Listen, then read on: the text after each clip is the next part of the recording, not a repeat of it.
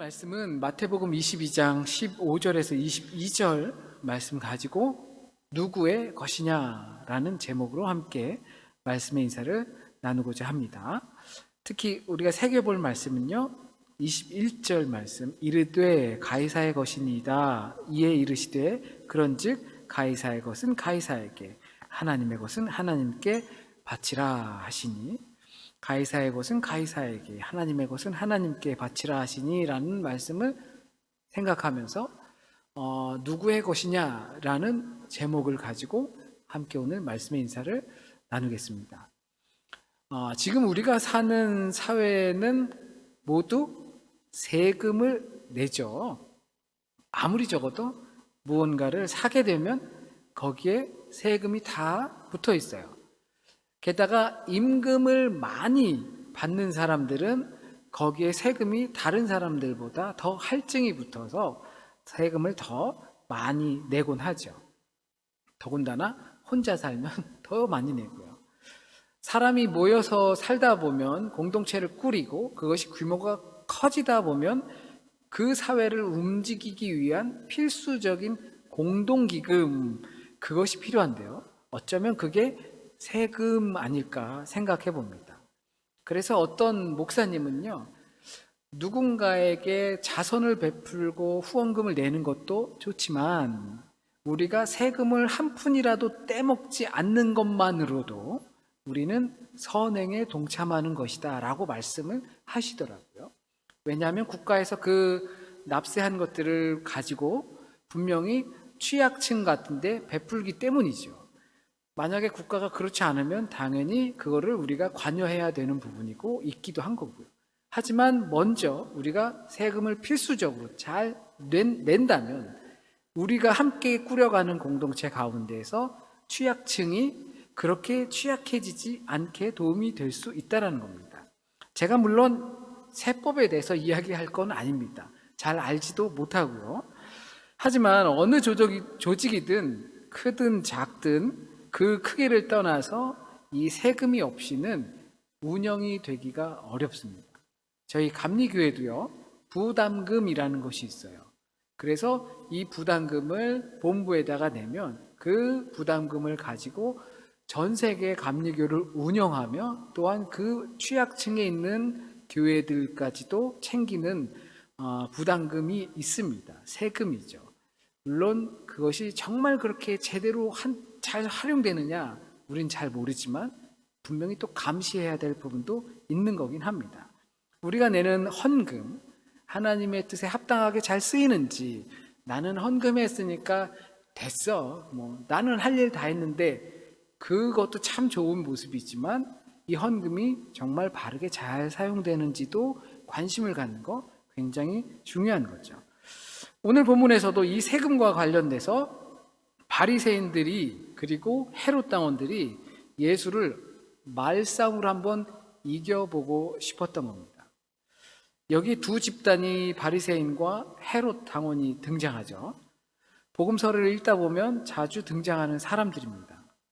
바리새인들은 많이 들어보셨을 거고, 그래서 바리새인들은 분리주의자다라고 합니다. 거룩한 것과 그렇지 못한 것들을 분리하는 그러한 사상을 갖고 있는 사람들입니다. 그러다 보니까 로마에다가 세금을 내는 것을 거부하는 입장에 있죠. 그리고 헤롯 당원은 이 헤롯 대왕, 우리가 예수 시대에 있었던 그 헤롯 대왕의 그 당파인 거죠. 그것을 지지하는 거죠. 그러다 보니까 로마의 친로마 성향을 갖고 있는 게 헤롯 당원입니다. 왜냐하면 헤롯이 대왕으로 세워지는 데 있어서 로마가 아주 혁혁한 공을 세웠기 때문이죠. 서로 간에 이점이 있었지만 하여튼 이 둘의 연합이 있었어요. 바리새인과 헤롯 당원이 연합을 했어요. 이 둘의 연합은 마치 사두개인과 바리새인의 연합과도 같아요. 이것이 무슨 의미냐면 바리새인과 사두개인은 부활에 대해서 다른 생각을 갖고 있어요. 사두개인은 부활을 믿었고, 반대로 바리새인은 부활을 믿었고 사두개인은 부활을 믿지 않았어요. 그러다 보니까 둘이 연합된다는 건 큰 성격의 차이거든요. 헤롯 당원과 바리새인도 역시 그와 같이 큰 성격이 다른 두 사람들이 연합을 했어요. 뭐 하려고요? 예수를 넘어뜨리기 위해서. 여기서 우리가 생각할 수 있는 건 어떻게 서로 다른 생각을 갖고 있으면서 연합할 수 있을까? 가능하죠. 우리 함께 살아가는 데 있어서 공통의 적이 있으면 서로 성격이 다르더라도 연합을 한다는 겁니다. 우리가 서로 생각은 다르지만 뭉치자. 뭉쳐서 저 공통의 적 예수를 넘어뜨려 보자 라고 하면 충분히 큰 차이에 있음에도 연합을 한다는 것이에요. 그것이 악의 연대라고 볼 수가 있습니다. 그래서 악함은 자신들의 이익을 위해선 연합할 수 있어요. 충분히 연합할 수 있어요. 그러나 선함은 연합이 되지 않더라도 그것을 행하게 되어 있습니다. 모두가 그런 것은 아니겠지만 습성이 그렇다는 겁니다. 혹시 무언가 해야 하는데 이게 내가 참 외롭게 느껴지십니까?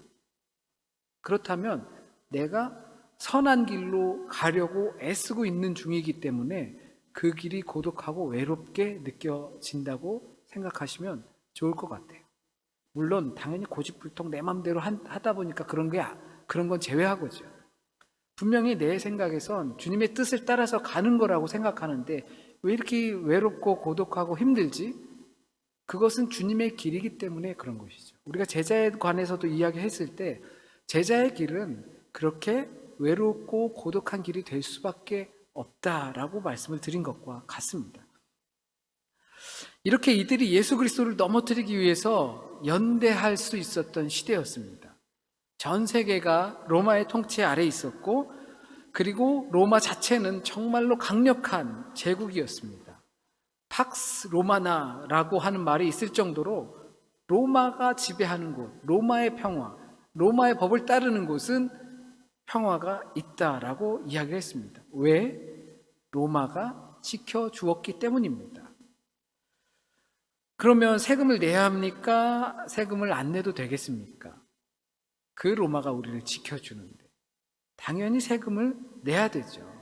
지금 우리의 공동체에서도 세금을 내야지만 당시에도 나를 지키고 싶다면 세금을 내야만 했던 것입니다.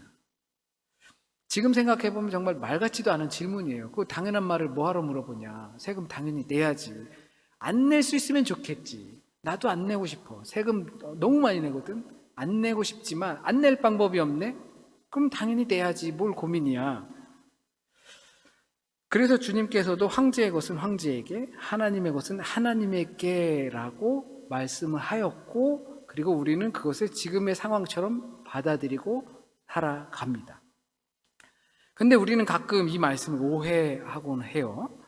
세상 것은 세상에게, 그리고 하나님의 것은 하나님에게 라는 어떠한 묘한 카테고리 안에서 우리는 오해하곤 합니다. 이것이 발전하다 보면 세상에서는 세상의 방식대로 살고 교회에서는 교회의 방식대로 살고 세상에서는 세상 사람들처럼 하나님 앞에선 하나님의 자녀처럼 그렇게 오해하곤 한다는 겁니다. 그것이 내가 살아가는 현장과 교회로 구분이 되게 되는 거죠. 그래서 나는 하나지만 두 가지 정체성을 가지고 살아간다 이렇게 이야기합니다. 그러다 보니까 회사에서 만나는 나와 그리고 교회에서 만나는 내가 다른 사람이 되어 있는 거죠. 교회에서 만나는 나와 그리고 가정 속에서 또는 친구들과 만나는 내가 다른 사람이 되어 있는 겁니다. 아마 저를 포함해서 정말 대다수의 사람이 이러한 다양한 정체성을 가지고 살아가는 것이다라고 생각할지 모릅니다. 속일 수도 있는 것이고요. 또는 무시할 수도 있는 거죠. 왜 그럴까요? 그게 세상의 법칙이기 때문에 그렇습니다. 그러고 나면 문제가 발생합니다. 하나님 앞에서는 분명히 하나님의 방법대로 해야 된다라는 거예요.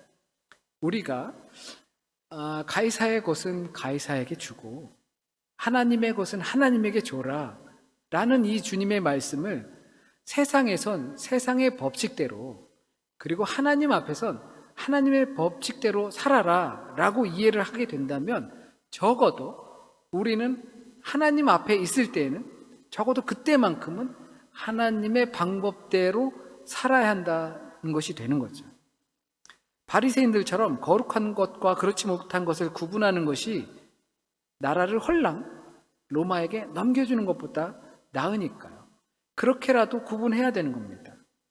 세상에 속한 삶과 하나님께 속한 삶을 정확히 반으로 구분만 하더라도, 그렇게 하면서 살아간다 하더라도 하면 정말 그 사람은 성공한 신앙인이라고 말할 수 있을 것 같습니다. 주님을 만나면 주님께서 와, 너 정말 대단하다. 어떻게 그렇게 정확하게 구분하고 세상에선 세상의 법칙을 따라, 그리고 하나님 앞에선 하나님의 법칙을 따라서 잘 구분하여 살았니? 칭찬 받을 수도 있겠다라고 생각합니다. 왜냐하면요, 너무나 어려운 현실이기 때문입니다. 우리가 하나님 앞에서 하는 신앙의 모습을 잘 보시기 바랍니다. 이렇게 정확히 반반을 구분하면서 살아야 된다라고 하면서 살아가다 보면 하나님 앞에 나와서 내가 어떻게 기도하고 어떤 신앙으로 살아가는지 잘 보셨으면 좋겠어요. 우리의 간구들이 주님께 왜 세상 것을 안 주시나요? 하나님 앞에서도 변함없이 세상의 방식대로 요구하고 때를 쓰고 억지를 부리는 모습이 우리에게 있다는 거죠. 세상에선 세상의 방식대로, 하나님 앞에서는 하나님의 방식대로 살기만 해도 좋은데, 세상에서 세상의 방식대로 살던 그 습성을 가지고 하나님께 와서 나 여기 살아갈 때 필요한 것 왜 당신 안 챙겨주시나요? 이 방식을 가지고 때를 쓰고 억지를 쓰는 모습이 우리에게 있지는 않나요? 하나님의 것마저도 세상의 방식으로 빼앗겨 버린 겁니다. 우리가 이 본문을 접하면서 쉽게 세상의 것과 하나님의 것을 구분한다는 미명 아래 세상에게 하나님의 것까지도 몽땅 넘겨주지는 않았는지 우린 생각해 봐야 합니다.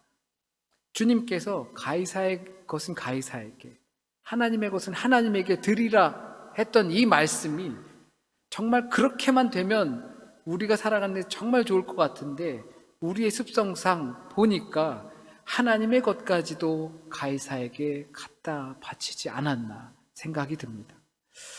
우리는 애써 두 세상을 사는 존재라고 이야기를 합니다. 세상의 삶이 있고 또 신앙인, 곧 하나님의 자녀된 삶이 있다라고 이야기합니다. 그 정체성을 우린 구분하면서 살아간다고 생각합니다. 물론 그렇게 구분해야지 우리 눈에 분명한 것들이 보입니다. 마치 네 물건과 내 물건을 구분하는 것처럼 말입니다. 그래서 그것들이 네 물건은 네 자리에, 내 물건은 내 자리에 자리 잡기만 잘 잡아도 우리의 세상은 많은 변화가 분명히 있을 겁니다. 그러나 방금 이야기 드렸던 것처럼 그 구분의 밸런스가 한쪽으로 완전히 기울어져 있습니다. 조금만 기울어 있어도 당연히 그쪽으로 쏠려가게 되어 있어요. 침대에서들 다 주무시죠? 침대에서 주무시다가 그 라텐 로스트 있잖아요. 그거 한 개만 좀 망가져도 어떠셔요? 불편하시죠? 그리고 침대가 한쪽만 살짝 높아도 자는 내내 허리가 아파요. 이 깐 자리에 뭐가 한쪽만 좀 구겨져 있어도 그쪽이 이렇게 백이거든요. 그런데 우리의 삶의 자리는 하나님의 것과 가이사의 것, 세상의 것이 그렇게 조금만 기울어져 있어도 우리는 밸런스를 잡기가 어렵다는 겁니다. 한편으로는 그 밸런스를 유지한다는 것 자체가 아예 불가능할 수도 있겠구나라고 생각합니다. 그렇다면 주님께서도 이렇게 우리에게 하신 말씀이 그 밸런스, 세상 것과 하나님의 것을 잘 잡아라 라고 말씀하시는 걸까요? 다시 한번 그 형상과 그 글자가 누구의 것이냐 라고 말씀하신 것을 한번 떠올려 보시길 바라겠습니다. 아마 지금쯤 생각이 드실 겁니다. 아, 그것도 하나님의 것이지. 이것이 어쩌면 우리가 감추고 있었던 속마음일지도 모릅니다. 가이사의 것은 가이사에게, 하나님의 것은 하나님에게 라는 그 말씀을 마치 이것은 고르반입니다. 내가 내 부모에게 드릴 수가 없습니다. 왜냐하면 하나님께 드리기로 약속한 고르반이기 때문입니다. 그러면서 드리지 않는 그 고르반과 같은 상황이에요. 우리는 알고 있어요. 이 모든 피조 세계가 하나님의 것이라는 사실을 알고 있어요. 그럼에도 불구하고 애써서 세상 것과 하나님의 것을 밸런스를 잘 맞추면서 살아가려고 한다라는 말 속에 숨어서 하나님의 것까지도 다 가이사에게, 세상에게 바치는 습성을, 세상의 습성을 가지고 하나님께 나와서 떼쓰고 애걸복걸하고 억지 부리는 모습이 있지 않았나, 우린 생각해 봐야 합니다. 이것이 누구의 것이냐? 사실 이 형상과 이 글자가 누구의 것이냐라고 하는 것은 그 안에 로마 황제의 얼굴이 있고 거기엔 티베리우스 황제, 신성한 아우구스투스의 아들이라고 쓰여져 있었습니다. 그런데 그 동전은 어디서 나왔죠? 어쩌면 자기들 소주머니에서 꺼내서 보여줬을 거란 말이죠. 세금 내는 돈을 한번 보여줘봐. 그때는 당연히 유대 화폐를 가지고 있고 로마 화폐를 가지고 있었어요. 근데 이제 세금 내는 돈은 유대 화폐를 낼 수가 없었어요. 왜냐하면 받아주지 않거든요. 그래서 로마 화폐를 냈어야만 했었어요. 그러니까 로마 세금 내는 화폐를 가져와봐. 그러니까 그 가져오니까 로마 화폐를 당연히 낼 수밖에 없죠. 그래서 그 환전을 해요. 그 환전을 하는 게 예수께서 그 장이 펼쳐지잖아요. 유월절 때. 그러니까 그걸 다 뒤집어 엎는 거예요. 환전하면서 이익을 챙기거든요. 그런 상황 속에 있었던 거예요. 그런데 이 부분을 우리가 다시 한번 생각해 보면 하나님께서는 어떤 형상도 새기지 말라고 하셨죠. 그래서 바울이 아테네에서 아테네 사람들에게 아레오파고 언덕에서 이렇게 연설을 할 때, 설교를 할 때, 그 아레오바고 언덕에 쭉 올라가 보면 올라갈 때마다 모든 신상이 있고 신상 이름들이 있어요. 그러면서 그 사람들이 그 신상들을 바라보면서 뭐 복의 신 아니면 뭐 능력의 신 뭐 이런 것들을 다 바라고 소원하고 막 그렇게 해요. 그런데 그 중간에 이름 없는 신이 있는 거죠. 형상도 없고 그냥 덩그러니 하나 남겨놨어요. 그것에 대해서 바울이 설명해 주겠다. 너희가 섬기는 이름 없는 신에 대해서 내가 알려주겠다. 그것이 바로 여호와 하나님이다 라고 이야기를 합니다. 형상도 새길 수 없고 이름도 줄 수 없는, 오죽했으면 이름이 없으셔서 유대인들은 하나님이라는 이름을 쓸 수 없이 아도나이 주님이여 라고 부를 수밖에 없었던 그 하나님에 대해서 내가 너희들에게 설명해 주겠다. 이게 무슨 뜻이냐 하면 결국엔 이름 있는 신이 있을 수 있겠죠. 그러나 옛날에 이런 시가 있었거든요. 원태연이라는 분의 시예요. 손가락을 한번 다 들어보세요. 손가락으로 원을 한번 크게 그려보세요. 최대한 크게. 이걸 뺀 만큼 널 사랑해. 닭살스럽죠? 이걸 뺀 만큼 널 사랑해라고 합니다. 내가 그릴 수 있는 최대한 크게 그릴 수 있겠지만 나머지가 더 커요? 내 원이 더 커요? 나머지가 더 크죠. 황제라고 이름 새기고 너희가 알 수 없는 뭐 이름 별 신들을 다 새겼지만 그것을 뺀 나머지 이름 없는 하나님, 그 전부가 하나님이다. 그 전부가 하나님께서 지으신 것이다 라고 말씀하고 계신 겁니다. 그러므로 이 실상은 반반 구분한다는 우리의 생각의 밸런스와는 완전히 다르다는 것을 보여줍니다. 그들도 이미 알고 있었던 형상이 없으신 하나님께서 이 세상을 통치한다는 사실을 그들도 그제서야 깨닫게 된 거죠. 그러므로 가이사의 것과 하나님의 것이라는 이 구분이 그 세상의 것과 하나님의 것을 분별하면서 밸런스 있게 살라는 것이 아니라 사실은 하나님의 것이다 라는 것을 인정해야 된다는 사실입니다. 세상의 삶과 그리스도인의 삶이 충돌하는 것이 아니라 세상의 가치관과 성경의 가치관이 충돌해서 구별하는 것이 아니라 그것을 구별하면서 살면 거의 반 정신이 나가겠죠. 하나님이 주인이라는 것을 선포하는 겁니다. 어린아이들은요, 네 물건 내 물건 이런 개념이 별로 없어요. 그리고 장난감, 책 이런 거를 제대로 잘 구분하지 못해요. 그런데 자라면서 그것을 구별하게 돼요. 장난감은 장난감 자리, 네 장난감, 내 장난감, 자동차 장난감, 인형, 책 이렇게 구분하게 돼요. 우리가 편해서 그렇게 가르치는 것일 수도 있죠.